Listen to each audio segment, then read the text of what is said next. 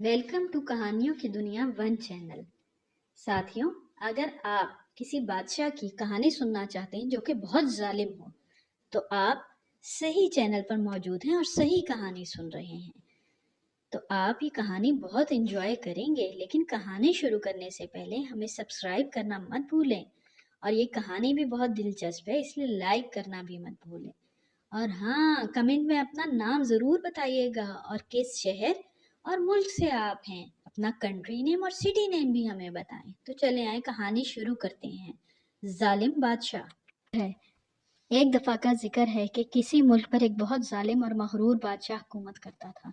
वो हर वक्त सिर्फ यही सोचता रहता था कि किस तरह पूरी दुनिया फतह कर ले, और वो ही पूरी दुनिया का वाहिद हुक्मरान बनना चाहता था। वो जिस मुल्क में भी जाता था वहाँ कत्लो गारत करता, लोगों की फसलें और घर जला देता।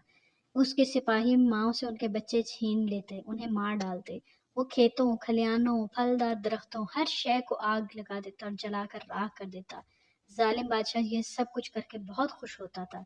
वो दिन ब दिन अपनी ताकत में इजाफा करना चाहता था, और वो हो भी रहा था। उसके जुल्म की वजह से लोग उसका नाम सुनकर कांपते थे। वो जिस मुल्क में भी जाता था उसे फतह मिलती थी, और वो वहां से फतह के साथ लौटता था।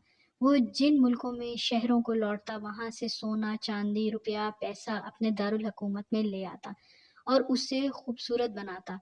वो वहाँ खूबसूरत इमारतें और महल तामीर करवाता। उसके मुल्क के लोग अक्सर उन नई इमारतों और महलों के सामने खड़े होते और कहते, हमारा बादशाह कितना अजीम है।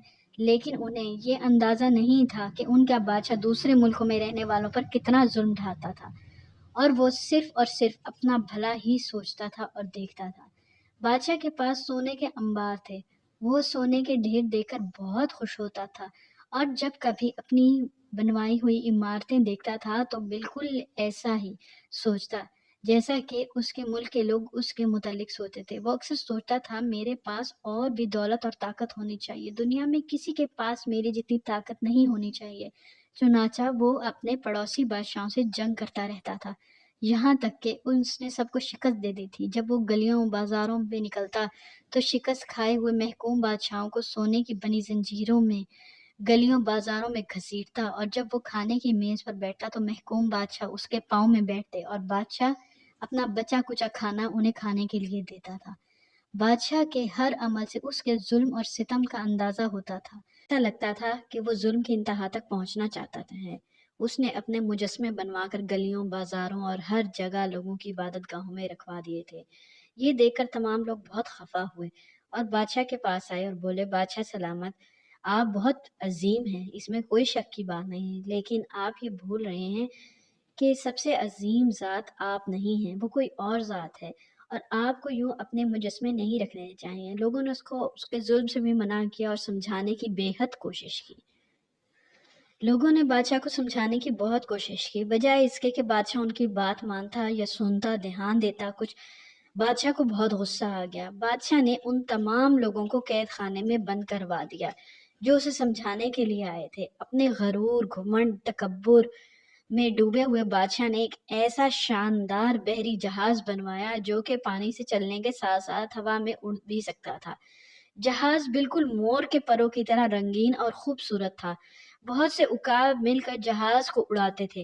बादशाह जहाज में सवार हुआ और उकाब जहाज को ऊपर ही ऊपर उड़ा कर ले गए। जहाज इतना ऊंचा चला गया कि जमीन पर मौजूद जंगल और पहाड़ बिल्कुल जमीन का हिस्सा नजर आने लगे। फिर जहाज और बुलंदी पर चला गया और सब कुछ एक गोल गेंद की तरह नजर आने लगा, लेकिन उकाब जहाज को और भी ऊपर लेकर जा रहे थे और अब नीचे कुछ भी नजर नहीं आ रहा था। फिर क्या होना था कि एक परी को किसी ने हुक्म दिया कि वो उस जालिम बादशाह के जहाज को तबाह कर दे। जो ही परी ने जहाज को हल्का सा धक्का दिया तो जहाज तेजी से जमीन की तरफ गिरने लगा, और फिर जहाज जमीन पर गिरकर तबाह हो गया और बादशाह बुरी तरह जख्मी हो गया। बादशाह ने इस वाक़े से भी कोई सबक ना सीखा और कोई सबक हासिल ना किया। अब भी वो यही कह रहा था कि वो सबसे अजीम है और वो सबसे अजीम है। उसने फिर से अपने गुलामों को हुक्म दिया कि एक और जहाज बनाए, और नया जहाज बनने में 7 साल लग गए। उसने तमाम मुल्कों के सिपाही बुलाए और जहाज पर सवार हो गया, और जहाज समंदर में चलता था। इस मर्तबा क्या हुआ, उसको सजा कैसे मिली कि मच्छरों का एक झुंड भेज दिया गया। बादशाह ने अपने सिपाहियों को हुक्म दिया कि ऐसे कपड़े लाएं जिनमें से ये मच्छर ना घुस सकें, اور نہ ہی اسے کاٹ سکے۔ چنانچہ غلام اپنے بادشاہ